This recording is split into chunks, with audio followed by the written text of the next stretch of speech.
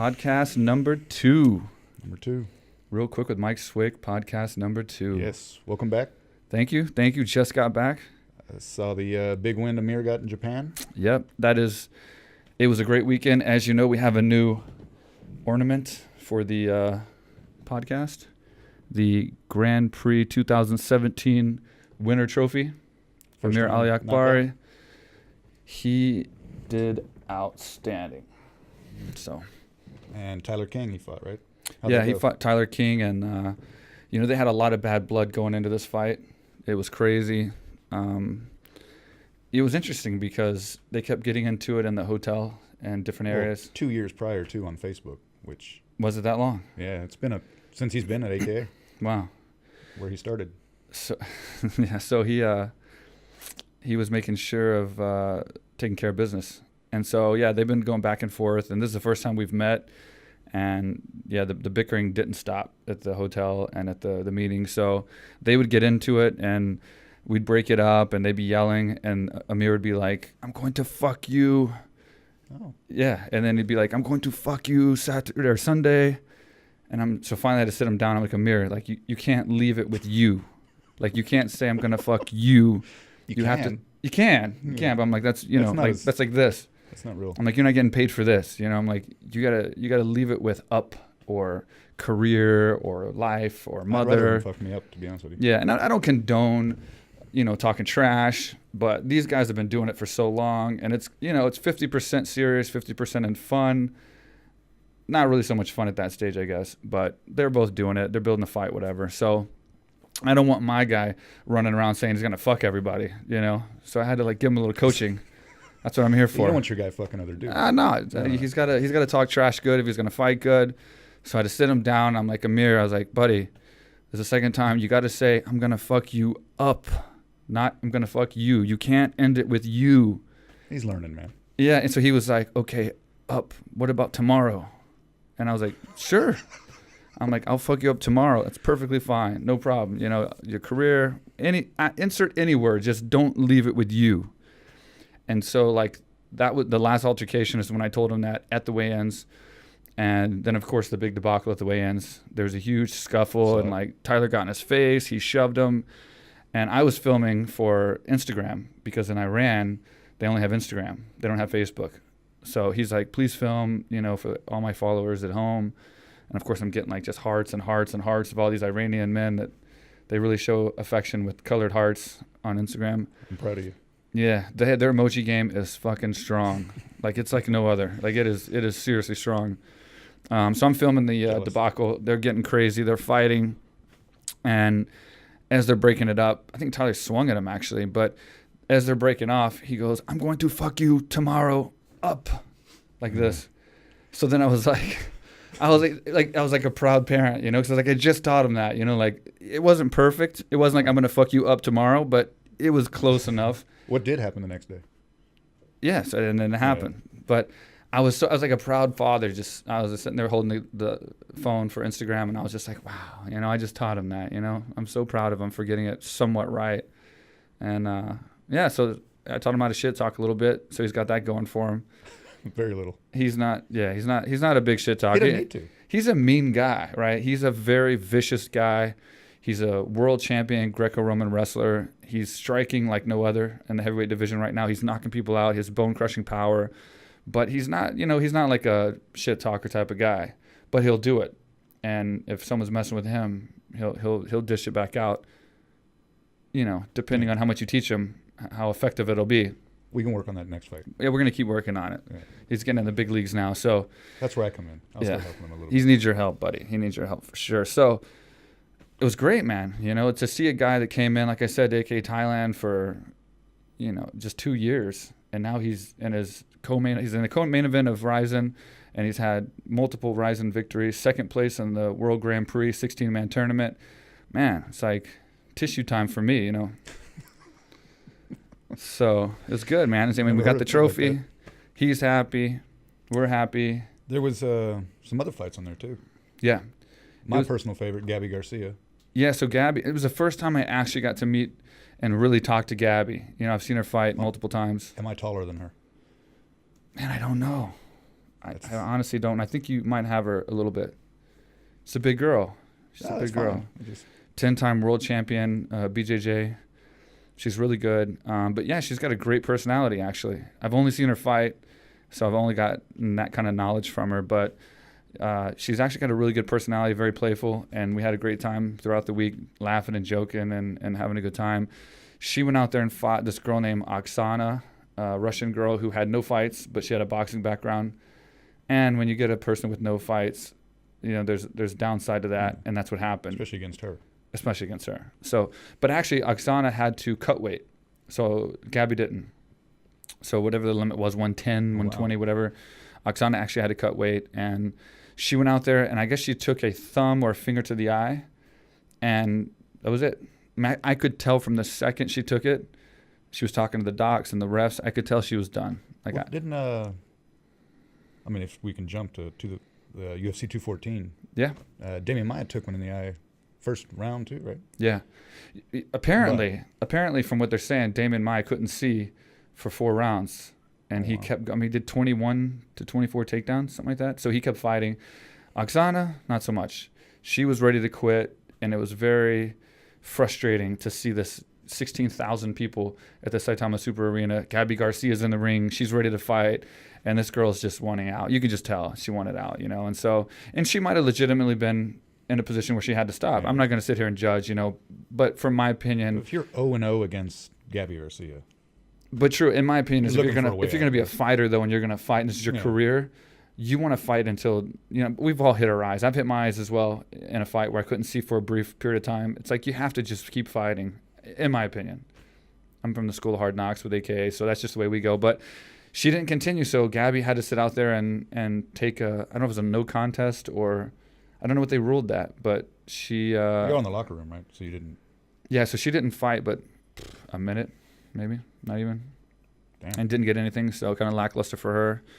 And then my boy Tenshin, he trained at AKA Thailand, obviously you remember his first MMA training session with us. He fights MMA now with RIZIN, but his specialty, which is all Japan, is kickboxing. I mean, this kid is absolutely a beast. He's a big star out in Japan. He's the biggest star on the RIZIN card.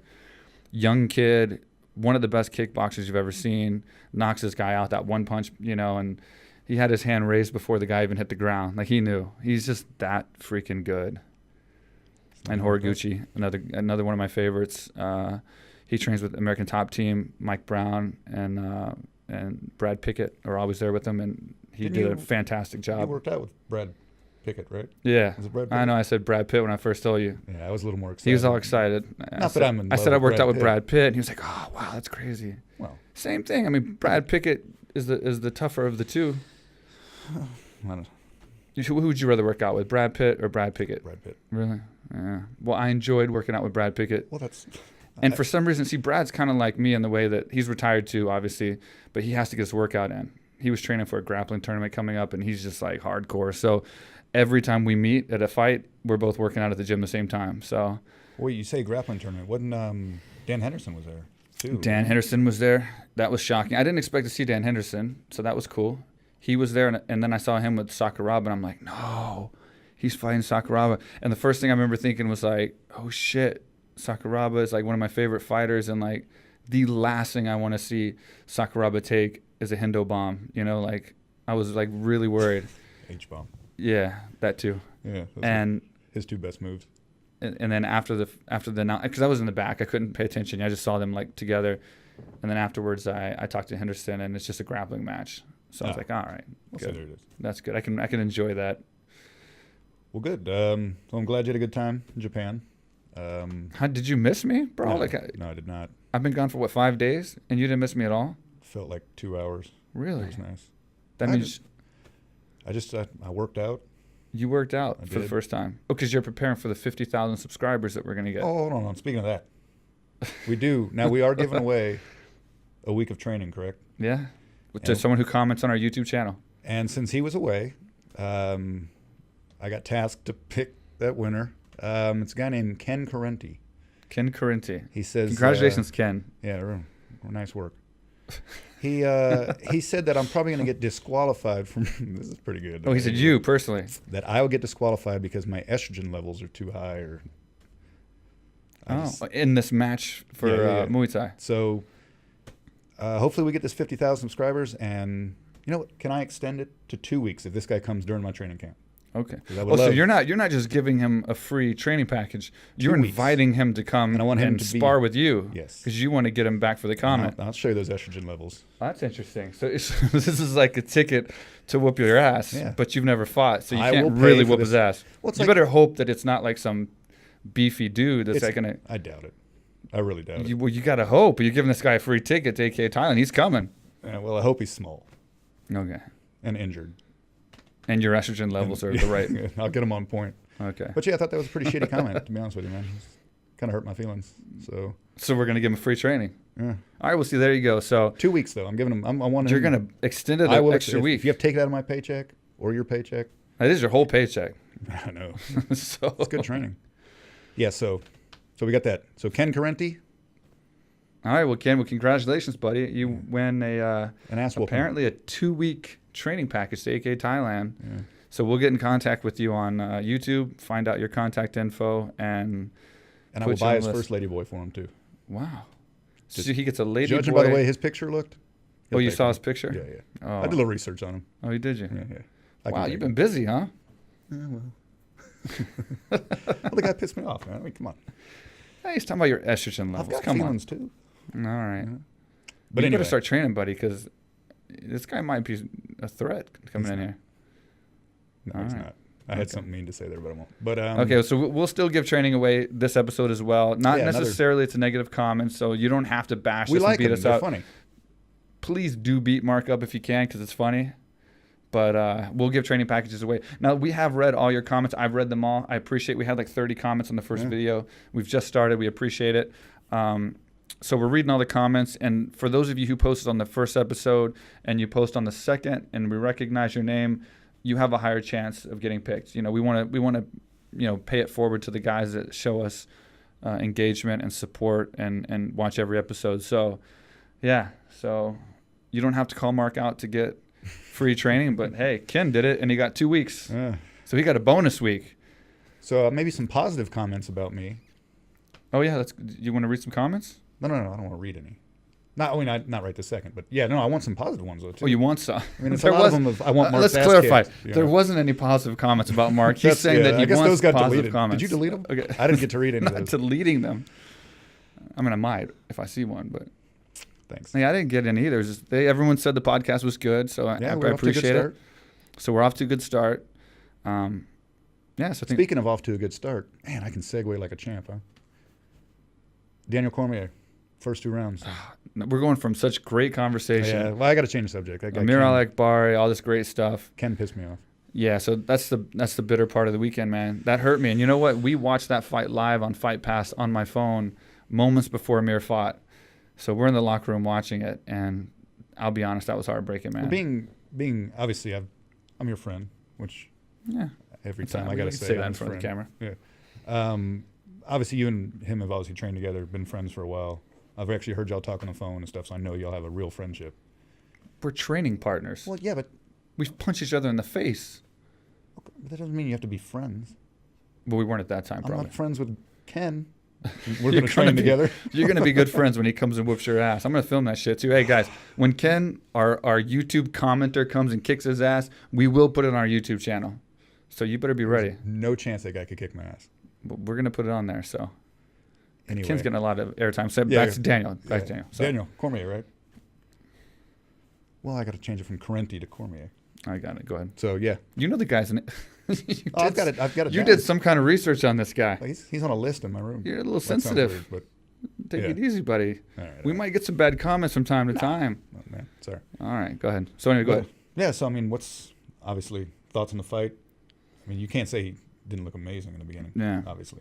I think that's the worst part about it. I mean, you can't deny Jon Jones is talent-wise one of the best fighters that's ever lived. I mean, you can't deny that. I don't think anyone can deny the fact he is one of the best, if not the best. I think he proved he is the best. Mm-hmm. You know, he mixes it up. He's, he's unorthodox. He's trying new things. He's very inventive. Just turned 30 too. So he's getting older. Got a long way to go. He's still kind of in it for fighting in his prime. 30 is a good age, you know. But the issue was that Daniel was at the best place he could be. You know, Daniel was at a place where he's confident, he's the champion, he's beat the rest of the division. You know, he was training really hard. This is an Olympic athlete that, like I said in a previous video I posted on our YouTube about, he has that inner, you know, heart that just, you know, so when you see him go out there, and then especially when you see him doing so good against a guy like Bones, I mean, he was actually putting things together really well. As the fight went on, I was thinking, wow, we're about to be, you know, we're about to have the #1 fighter in the world undisputed now. Yeah. It's going to be undisputed. He's going to beat John Jones, you know. And John Jones, he mixed it up, man, and he just threw that kick, and, man, it was heartbreaking to see, especially such a good person like Daniel go down like that. He's a good guy. But, I mean, it happens. And then to lose to only, like you said, the best guy ever. And it's tough because he hasn't lost in his career. And the downside to not losing is you don't know how to lose, right? We used to say that when we were coming up, like, when I would fight somebody and Bob we'd look at the opponent's past fights and their situation. Like, if they had a few losses, Bob would always tell me he knows how to lose. And that means a lot in the sport. That actually means something. If a guy's lost a few fights, he knows how to lose, which means he knows that's an option. And he's dealt with it before. So it's easier to break somebody who's already had to deal with losing than somebody who's never lost before, because they don't want to lose. They've never experienced it. So, well, hence you saw, which I'm sure you've seen the memes that have been around of Cormier crying, which, I mean, sorry about that, listeners. Excuse me. No, just seeing the way the internet kind of tore him up for a little bit, but everybody that got his back too as well. Yeah, and that was the point I was making about not knowing how to lose and knowing how to lose. Daniel didn't know how to lose, so for him, the whole entire world and one of the biggest fights of the sport had to witness him losing as he witnessed himself losing for the first time, and he didn't know how to handle it, you know. And like, it's sad because like nobody likes to lose, and he's a champion. He wins every single time, and so he's emotional. And you know, when you see these memes that are like bashing him and stuff, it's like, it really irritates me, man, you know. And it's like, it irritates me from the fans, even though I understand. I can't be upset at a fan for making fun of, you know, having free speech and making fun of stuff. It happens. But it really irritates me when it's these guys that act tough and they post it like, you know, Daniel Cormier is a crybaby or whatever, but I would never cry, you know, I'm a real man kind of thing. It's like, no, you're not. No, you're not. You've never been dedicated enough to something in your life to cry like that on national TV. Like that photo and watching him as he cried after that fight should be inspirational. That should be an inspirational image. I would have said most people took it as that. Yeah. You always got those few assholes that are like the guy that made a comment about me. Yeah. You know, that just, they talk a lot of shit behind the computer, but yeah, you know, they've never even been to a gym. I mean, like I said, it's freedom of speech. It's the people who hate the sport or hate the fighters are just as supportive and buy the pay-per-views as much as the ones that don't. So I'm not going to bash fans at all. You know, I think everyone's entitled to their opinion. It just bothers me when like I said, it's the tough guys trying to say that they're tougher than Daniel Cormier, when in reality, you should look at that as inspiration and know that, like, to get where Daniel got, to get to the #2 fighter ever, arguably, in the world, you have to have that kind of emotion. It has to mean so much to you that if you lose, it wrecks your world. Like, John Jones can cry about his suspension, and he cried like a baby. Yeah. And that's okay, because they're like, oh, that's about his suspension. You know, he's not crying in the ring, so he's a warrior. No, he cried about a suspension for doing something that he shouldn't have been doing. That's worse.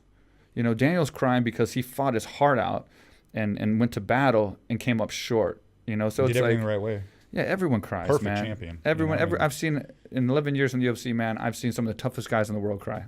Have you ever gotten emotional like that after a fight? I have. The most emotional I've ever gotten has been after a win. I remember you teared up at after DeMarcus Johnson, but you'd been out for 3 years. That was an emotional, happy cry. Yeah. I like those a lot better. Yeah, well. That was a happy cry. I mean, I'm going to say cry. I'm saying maybe like a tear. We've all cried. But I will say, not like that on TV. I will say the fight that I did break down the most was the Berkman fight. I fought Josh Berkman. It was a UFC main event. It was my first main event in UFC. And, you know, there was Sylvester Stallone. The guy is one of my heroes growing up. Oh, Jesus. He was in the audience. It was sponsored by Rambo. You know, the new movie was sponsoring the fight. And I went out there, and Berkman was trying to take me down the whole time. So it became like kind of like the Tyron Woodley, sort of. We mixed it up a lot more, obviously, but I got into like you're not going to take me down, because he's taking down everybody, you know, Caro and all these guys before that. So it was one of those things where like I was stubborn in the fact that I'm like, you're not going to take me down like these guys. I'm a different fighter. So I got into this whole mindset of, you're not going to take me down more than just kick his ass, you know. And until the third round, I didn't open up as much as I should have. It wasn't a crazy exciting fight. I won, but, you know, and people always say Dana likes you, and he's always been a big supporter of me. He helps me now, and, you know, we have a good relationship. But just to give you an idea, he supported me, and a lot of my wins helped me out and been there for me multiple times. But that's a good example of a time when he wasn't. I mean, Dana's Dana. He'll tell you how it is. And he went in the locker room and he said, your fight was shit. He goes, you won the fight, but, you know, it wasn't exciting. He goes, I know you. You should have opened up more. You should have taken it to him. You should have struck more. You should have taken the fight a little bit harder. And I'll be honest with you, I'm not going to lie, I'm disappointed. You know. Well, that's coming from love, though. Yeah, but it hurt me, you know. Well, this is a guy who's had my back, and I'm used to him coming in the locker room after fights up until that point and, like, telling me how great the fight was, and, like, you know, now he's like, yeah, your fight was shit. Sylvester Stallone just flipped you off and got back in his limo and left. I was like, oh, fuck. Did you say earlier that Sylvester Stallone was your hero growing up? No, he was during the Rambo days. Yeah, for sure. He was the man, dude. Who was your hero? Well, my father. Oh, God. Okay. And you. Make me feel bad. Well, I just as far Rambo. As actors go. Oh, Steven Seagal. Who didn't like Rambo? Oh, really? Steven Seagal? He would kick go on the record. shit out of You're going on Rambo. record saying Steven Seagal was your hero. No. In the movie genre, if I had to pick somebody. No, you said he was your hero. And you said he would kick Sylvester Stallone's ass. No, he would. Wow, okay. Glad we got that down. Put that in the comments. Yeah. Who do you have, Rambo or Steven Seagal? Yeah, so yeah, please leave a comment about that. Who you think would win a Who fight would win in a their fight between prime? Rambo? Oh, now it's in their prime. Yeah. They're both 70. No, but in their prime. Oh, I mean, I know Steven Seagal. They're both actors, right? I know Steven Seagal was a martial artist. I get that. You know, there wasn't a documentary. Rambo was not a documentary. That was all movie. Hollywood. Rambo, dude. He's like the baddest dude next to Chuck Norris. Also, now, come on. Okay, Jean-Claude Van Damme kicked the shit out of fucking Rambo. Well, but Chuck Norris could take. I like Jean-Claude Van Damme too. All right, we're getting off topic. All right. So anyway, yeah. So where were we? Man, you were saying how much you love Rambo. Yeah. Anyway, so yeah, so that was a bad performance, and yeah, I was told. Well, touching on that Tyron Woodley Damian Maia fight again. I guess there was some choice words afterwards. Yep. Because it was the record for the lowest 5-round championship fight for strikes thrown. Yeah. And it apparently shattered the old record. Yeah. I'd hate to say that I know the numbers. I'm not real good with numbers. Yeah. But he's getting beat up about it pretty bad right now. But apparently Woodley said something in return. Have you heard that? Yeah, today apparently he said that he wants a public apology from Dana White, and that if he doesn't get one, he's going to leak some information, which that's a fine line, man. That's one of those lines you know. Hey, yeah. I don't know exactly what he's talking about, but can we get him on the show? It's almost like I don't know, man. Yeah, that would be great if he ever comes here. He's supposed to last year. Yeah. I know Tyron. He's a great guy. You know, and the thing is, like, yeah, we hung out in L.A. He's been beat up a lot over things, and you know, they're talking about GSP coming back and fighting. Obviously, Michael Bisping now, and he got the opportunity taken away from him from Dana. I would like to see Tyron fight GSP. Me too. Honestly, he's already beat everybody else. Yeah, I mean the thing is, Thompson, Condit. I mean, you know. I mean the one person or the type of person I'd like to fight GSP would be someone who can stuff his takedowns. You know, because his takedowns are just phenomenal. I mean his timing, they're perfect. So better than Maia's. Especially now, Maia's. 5 years after. I mean, he was his taking last fight, Koscheck down. He out wrestled Koscheck, you know, in one of their fights. You used to take him down too, though, right? Yeah, no, I've never taken Koscheck down. But yeah, so I mean, like Tyron would definitely stuff his takedowns, and you gotta understand, people are assuming that Tyron is like stupid or something. Like he's not stupid. He's a fighter. He's smart. He understands he got bashed for this. He understands, like what I just told you about Dana. Yeah. When Dana said you had a bad fight, he didn't just bash me publicly. He told me that to myself in my locker room. No one else heard it. And that was so impacting. that I went on a tear after that, and I won all my fights and got another title contention fight against Dan Hardy. So that had a huge effect on me, and I learned from it. So him getting publicly bashed like he is right now, I mean, he's going to learn. He's not going to go out there and do this again, in my opinion. So if you give him the GSP fight, he has the ability, we know, obviously, to stuff takedowns like no other, but he's explosive, he's powerful, he has all the tools that you want to see fight someone like GSP, such a specialist at what he is. You know, he's just, and when I say specialist, I don't mean in one thing. I mean, like, he's just an overall MMA specialist. He's really, really technical. So I would love to see that fight, honestly, to be honest. I'd rather see that than Bisping. That's much better. That's horrible. Much better. Yeah. I don't know. And we don't know how GSP is going to fight at middleweight either. We've never seen that. So we really don't know for sure. It's true. What his performance is going to be like in that certain situation. But him and Tyron Woodley, I'd pay to watch that. Yeah. Even now with all this, We're like, he's a boring fighter, he isn't going to fight, I can put that aside. I know Tyron, I've seen him knock out many people. It's not like he's a boring fighter. He fought a guy who taps out literally everybody, and he avoided it. He wants to keep his belt. I mean, no shit. Like, I mean, I don't blame him for fighting careful. Maybe he fought too careful, but I don't blame him for fighting careful and having that strategy. It will be interesting to see how that plays out between Woodley and whatever he can leak. Oof. Yeah, that I don't know about. But I tell you what, I would like to see that leaked footage. Yeah. I don't know. But back to Amir. So what's next for him? So he'll be back here really soon. You know, he's coming back as soon as he possibly can get his visa sorted and everything. He's the guy that stays in the gym and trains, you know. Obviously, you know, his main training partner. Yeah. So he wants to get back here and stay in shape and just take another fight as soon as possible and stay busy. You know, it's cool building a gym and you know, we put this gym together and to build these success stories, and we've seen many of them from fighters and from fitness enthusiasts and from just people in general. But it's a whole other thing when you're, you know, an intricate part of somebody's actual success. You know, somebody that came in who was a world champion wrestler. He had the world at his fingertips, and then he lost everything and started back over and wanted to build an MMA career, came to AKA Thailand, no MMA experience. And to now see him at the top of RIZIN and be one of the top heavyweight prospects in the world, it's amazing, you know. And you know, even at the press conference after the fight, I was sitting there and, you know, they're interviewing him, and it's so cool just seeing him get an interview with all these cameras. You know, the same guy that was, you know, like I said, fighting in Bangla, you know, 2 years ago and taking small fights for a few $100. Now he's at this big show and this big event. And someone mentioned about his striking being so good because he actually fought this fight with no wrestling, you know, and that was a big statement that he wanted to make is he wanted to win a fight with no wrestling and show his striking ability.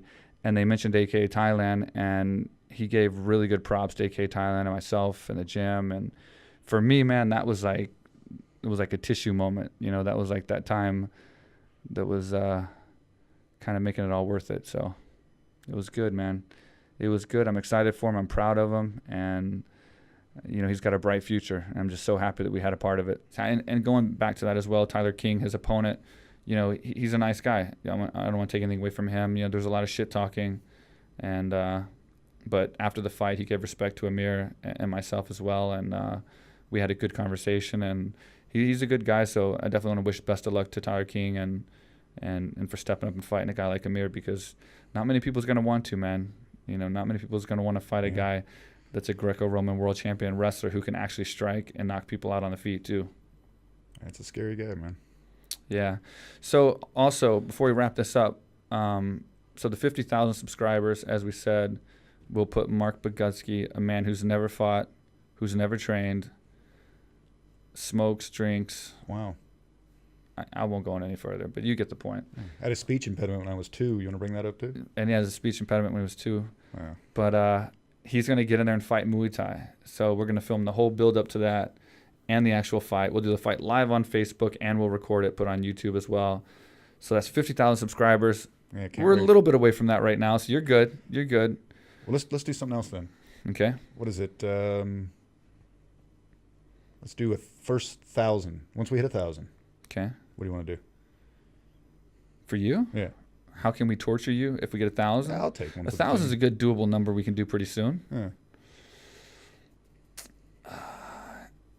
Maybe we can choke you out. That'd be pretty funny. For who? That'd be for us and for everyone watching. I mean, yeah. So okay. So I'll wake up, right? I mean, is this how it works? I mean, we're essentially killing you, but Are you gonna let go after? A choke is essentially killing somebody, but you let go before they die. We'll do that. Yeah, I will. I will. I want to stick around for my fight. Actually, keep me unconscious. I don't want to fight. Yeah, I will. Yeah, all right. Choke me out. We get 1,000. Yeah. So we get 1,000 subscribers, then we will choke Marc Bogutski out completely unconscious after you sign a waiver. We're in Thailand. Fuck it. Who cares? You can't sue me. I'll do it myself. I'll choke him out. I'll tell your mom on you. That's all right. So I'll choke you out at 1,000 subscribers. How about that? I'm down for that. All right. Well, good. Man, welcome back. Congrats on the win. Yeah, like I said, bittersweet, you know. What's your record as a coach, by the way? I don't even know. I mean, I know we're doing pretty good. I'm pretty excited about everything we got coming up. Somewhere. Oh, stop. Stop. Mike was coach of the year. I was the Asia Pacific. Oh, stop.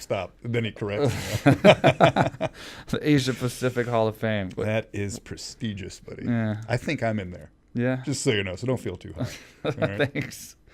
Thanks for bringing me down. But anyway, congrats on the win. Like I said, I did miss you. Welcome back. No, you did. No, I did not. But God, I actually thought you did. No. So, all right, I'm going to bed. All right, man. So stay tuned, guys. Subscribe, follow, comment. We will be giving another free training session away. You don't have to talk about Marc, but please do. We want to start reading these comments on air. Should we do a little segment? Maybe. We'll start reading some of your comments, because some of your comments are actually really good. We will read them together, and they're actually pretty funny. So leave comments on the YouTube channel. We will pick one more person to give a free week of training, if not two people, or 2 weeks, depending on what you say. There's going to be about 14 people there. They're going to want to kick my ass when we start giving away all this training. Yeah. Well, given your background, probably everybody. Have you ever wanted to kick my ass? I think every viewer's had more fights than you. You've had 0 fights. Not that guy Ken. You've had 1 fight in here. Well, that was you. Yeah. He's had 1 fight. Go ahead and talk about that. Do you want to talk about that? Yeah, go ahead. Do you want to be a dick? No. We can set this up a little bit, but I got to give your fighting experience to these people, because they're going to leave comments. And if Dan's going to come here... Tell the truth. If Dan's going to come here and fight you, he should know that you have a little bit of... Who the hell's Dan? Ken. Oh, sorry. I'm sorry. You got somebody else Ken. lined up? At least I got it. At least I got it. It's a comment on YouTube. I'm supposed to remember this? I did. Ken. I covered it up. So, and the kid needs to know your background, that you're a little tough, right? Very tough. So he has actually had 1 fight. There was a 20-year build-up fight of knowing this guy and him just constantly bickering me when we go out, if he's had a few drinks. And one night... It was just me that night. Well, maybe we both had a few drinks. Maybe. And you egged it on. I will say, honestly, I did talk shit that night. Like every night. But you talk shit for 20 years. For some reason, you were paying attention this night. For 20 years. I was saying that he couldn't leg kick worth a shit. And where did that come from? I have no idea. No. I think I just learned that term. How'd that work out for you? Pretty good. Pretty good, because the term leg kick, let's define that. Now, fine. I said, look, give me one. Let's see what you got. And it hurt like hell, but I stood back up. Stood back up. Like a fucking knocked out. He decided to take a nap from a leg kick. Shut up. You didn't knock me out, dick. Anyway. So he did. He kicked the shit. I mean, that's fine. I stood up, and then he kicked the other leg, and I'm fair game, you know. Then I started blocking these kicks. Oh, you were blocking them. And that pit, because they were all over my arms and shit, because those are leg kicks, apparently. So I end up on the ground because, yeah, he did kick the shit out of me. I'm not going to lie. And this is in the actual... The studio's in our house, and this is in kind of the living, dining area as we were kind of like regrouping after going out. It was probably 9 p.m. No, it was like 4 a.m. Yeah, 5 a.m. Depending on what city you're in. But, yeah, so that's fine. I'm getting the shit kicked out of me. And then he chokes me. And that was outside. Well, you still choked me. Yeah. They don't need to know that you dragged me outside, because you didn't. I walked out there. I'm sure you did. You couldn't walk anyway. And then you couldn't walk after the leg kicks. But go ahead. So anyway, yeah. So then he chokes me out, and I get it. Haha, yeah, he does the UFC stuff. That's fine. And then so, I learned to do this whenever you can't breathe anymore. And I guess Mike had skipped that day in MMA training. And he didn't let go of me. So he almost put me to sleep. This will be the first official time you put me to sleep. I think you were asleep. No, I was not. I don't remember anything after that. I do remember. We were on the balcony because let me go ahead and clarify. Don't do the As rocks. I was kicking him. Don't tell the rock story. as I was kicking him, he just kept talking shit. He was that drunk. So he would just get back up and he'd be like, oh, that wasn't shit. You're in UFC. I should go to UFC, blah, blah, blah. Oh, I never said that shit. And so then I would have to kick him harder, and I would just keep kicking him, and you kept bringing it up and like egging it on. Wow. So I don't remember going down like that. It wasn't like you were just laying there and I was just kicking you. Then why, when I woke up in the morning, next to you on the couch, which is weird. Going. Yeah, I got to tell you that. Why are there bruises all over my back? I don't know. How weird is that? You turned. You kept like rolling and stuff. That means you should stop kicking. Yeah, but it was like RIZIN rules. Because that was 7 years before You that kept organization talking. was started. You kept talking shit even when you were on the ground. And you were taking so long to get back up, so I was just kicking you when you were down. I wish I still had pictures of that. The weird part of this story, that's the only time this ever happened, 20 years of him talking shit to me. 21. But the weird part of the story is we ended up on the balcony at some point, and that's where I choked you out, I think. Yeah, thank you. That's the last thing I remember, so maybe I choked myself out too. But we woke up together on the couch. Yeah. That's a little weird. I carried you on there. Yeah, we woke up After I sleeping on the knocked you couch out. together. You forgot when I punched you and knocked you out, huh? Oh, yeah, that must have happened in my sleep. Left Is that what jab. happened? I'm right-handed. That was a left jab. So, Yeah. So Ken, motherfucker. so I don't remember because you knocked me out? Well, Maybe. if you're going to embellish on the story, I might as well. So, yeah, so he has some fighting experience, Ken. He can take a... Though he did miss half a day of work the next day. No, I didn't.